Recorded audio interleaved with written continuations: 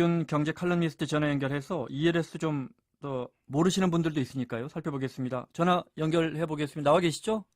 네, 예, 안녕하십니까? ELS 주가 연계증권이라는 말보다는 ELS가 더 많이 들어본 것 같습니다. 설명을 좀 네, 해주시면요. 예, 우리가 뭐 금융상품에 투자를 할 때요, 대체로 위험과 수익성은 비례하는 경향이 있습니다. 뭐 비례하는 거죠. 네, 은행 예금을 하게 되면은 원금은 안 떼이지만 이자율은 굉장히 낮고요. 주식이라든가 아니면 펀드 투자하게 되면 뭐 기대 수익률을 높게 돈을 많이 벌 수도 있지만 원금이 손실 날 수도 있는 건데요. ELS는 요 두 고객들의 그 니즈 사이를 좀 접목한 건데요. 원금 보존을 추구하면서 금리를 은행 예금보다는 조금 더 주는 그런 상품입니다. 네, 이게 뭐 어떻게 가능하냐면 이제 고객들에게 금융기관이 이제 돈을 받게 되면 그 돈의 대부분은 원금과 이자를 받을 수 있는 안정적인 채권에 투자합니다. 그리고 극히 일부를 금융 파생 상품에 투자해서 이제 수익을 추구하는 건데요. 네, 최근에는 뭐 5, 6% 주는 상품들, 뭐 은행 이자보다 2배 이상이죠. 근데 이제 이것도 일종의 투자 상품이기 때문에 조건을 충족시켜야 됩니다. 예를 들면은 코스피에 연동된 그 뭐 주가 연계 그 증권의 경우에는 네, 코스피가 40% 이상 하락하지 않을 경우에 뭐 6%그 수익을 준다 이런 식의 이제 약정이 되어 있습니다. 네. 그렇기 때문에 원금 보전을 추구하면서 은행 이자보다 높은 수익을 고객들에게 돌려주는 것을 목적으로 해서 만들어진 상품으로 볼 수 있죠. 네. 지금 말씀하신 것처럼 코스피 200 지수가 편입된 상품을 하면 코스피 200 네, 지수는 이제 매일매일 바뀌니까요. 그중에 네, 네, 근데 이제 한 2년 동안 40% 밑으로만 안 떨어지면 연 예, 6%씩 줍니다. 우리 코스피 지수가 40%나 폭락하긴 쉽지 않으니까요. 그죠? 그러면 네, 네, 6% 수익을 얻지만 또 네, 모를 일이잖아요. 그죠? 그래서 만약에 그렇죠, 예, 그 밑으로 떨어져 버리면 손실이 크게 나는 이런 상품이다. 그렇습니다. 이렇게 이해해도 될까요? 맞습니다. 네. 그렇습니다. 네, 그러면 예를 들어 이게 코스피 지수나 뭐 나스닥이든 뭐 니케이든 이런 여러 수많은 지수 상품이 있을 거고 네, 그냥 삼성전자, 현대건설 이런 것도 가능한 거죠. 가능한 겁니다. 근데 네. 이제 이게 이 금융 파생 상품이 워낙 복잡해서 제가 짧게 말씀드리긴 어렵습니다만은 네. 주가가 한 방향으로 갑자기 급락하게 될 경우에는 원금 보전이 아니라 원금이 손실 날 수도 있거든요. 네. 근데 이제 시장의 코스피 200이라든가 아니면은 뭐 S&P 500이라든가 이런 주가 지수는 개별 종목보다는 아무래도 좀 이제 움직이는 진폭이 작습니다. 네. 그렇기 때문에 개별 종목을 기초자산으로 해서 만들어진 ELS의 경우에는 목표 수익률도 높고 그 대신에 고객들이 투자자들이 그 감당해야 될 위험도 높은 반면에 네.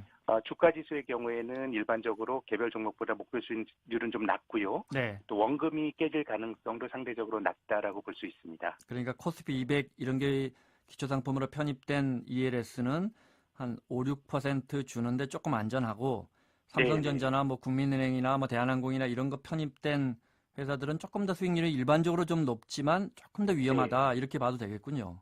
그렇습니다. 주가 지수가 40% 떨어지는 경우는 흔치 않지만 네. 뭐 개별 종목 아무리 우량주라고 하더라도 3, 40% 떨어지는 일은 뭐 더 자주 나타나거든요. 네. 그럼 예를 들어 삼성전자, 네. 하이닉스, 뭐 포스코 이렇게 세 개의 종목이 편입돼서 이 네. 종목들 다 2년 동안 20% 이상만 떨어지지 않으면 연 네. 7%씩 3년 21% 줍니다. 네. 이런 ELS가 있다고 쳤을 때 네. 다른 두 종목은 다 잘 됐는데 많이 네. 떨어지지 않았는데 한 종목만 그 세 종목 네. 중에 한 종목만 20% 밑으로 떨어져 버렸어요. 네. 네. 이런 경우 어떻게 합니까? 네, 뭐 이건 뭐 금융상품 설계에 따라 다릅니다만은 네, 일반적으로 판매되는 ELS 중에는 네, 기초자산 중에 한 가지만 급락을 하더라도 네, 뭐 낙인이라 그래서 손실이 발생할 수가 있습니다. 네, 그래서 기초자산이 많을 경우에는 그 종목 모두가 주가가 크게 떨어지지 않아야 이제 약정한 수익률을 받을 수가 있습니다. 네. 지금 말씀하신 넉인이라는 거 어떤 건 네네. 넉인이 있고 어떤 건 노녹인, 녹인이 없다. 이 뭔가요?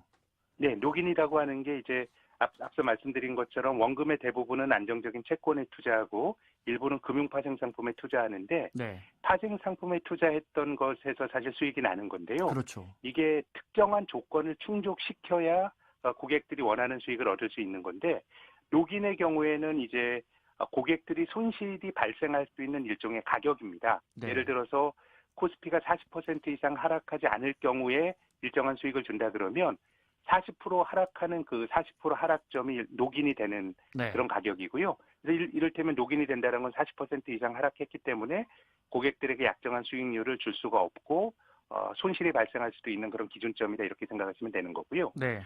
최근에 발매되는 ELS 중에서 노녹인 상품은 이제 만약에 이제 3년 만기 ELS를 드셨다 그러면 일반적인 녹인은 3년 동안에 한 번이라도 40% 이상 급락을 하게 되면 원금 손실이 발생할 수 있는 건데 노녹인 상품은 녹인이 안 되는 게 아니고요. 중간에 아무리 많이 떨어졌더라도 3년 후 만기 때 한 번만 만기 네. 가격만 그 일정 가격 이상이면 원금을 보장해 주는 거기 때문에 네. 상대적으로 조금 그래도 안정성이 높다고 봐야 되겠죠. 네. 예를 들어 지금 주당 10만 원짜리 주식을 3년 후에 8만 원 이상만 유지되면 네. 약속한 수익을 드립니다 했는데 녹인이 없는 상품은 설령 그게 2만 원, 3만 원까지 떨어졌다가 하더라도 네, 마지막에 8만 1천 원, 8만 2천 원, 8만 원 이상이면 수익을 준다 이 말씀이시죠? 그렇습니다. 네. 네. 낙인이 있으면 예를 들어 4만 원의 낙인을 걸어놨으면 4만 원 밑으로 떨어지면 이게 손실 나버리는 거고요. 손실이 이제 발생할 수가 있는 거죠. 네, 네. 알겠습니다. 근데 이제 점점 이게 낙인 근처로 간단 말이에요. 가입한 지 얼마 안 네. 됐는데 주가가 네. 떨어져가지고 네. 그 중간에 해지할 수는 없습니까? 해지하면 수수료가 굉장히 크고요. 네.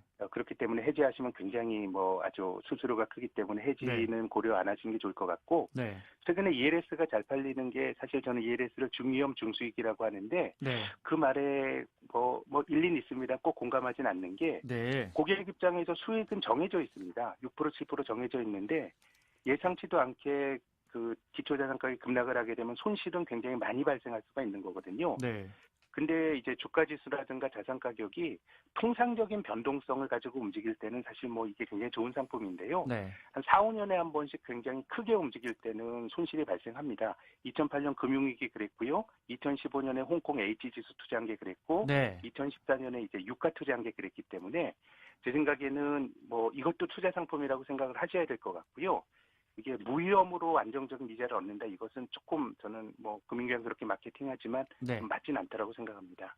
정리하면 중위험, 그렇게 위험하지도 않은 중위험 상품이지만 위험할 때는 고위험이 된다 이 말씀이시죠? 4, 네. 5년에 한 번 정도는 그런 고비가 이제 오게 되죠. 알겠습니다. 어떻게 하면 어디서 가입합니까? 예, 은행이나 증권사 가입하는데요. 네. 그 금융 소비자 입장에서는 큰 편차는 없습니다. 네. 여러 가지 녹인이라든가 목표 수익률 보시고 네. 가입을 하시면 될 것 같습니다. 알겠습니다. 자, 우리 국민들이 요즘 너무너무 많이 투자하고 있는 ELS 살펴봤습니다. 김학균 경제 칼럼니스트였습니다. 고맙습니다. 예, 감사합니다.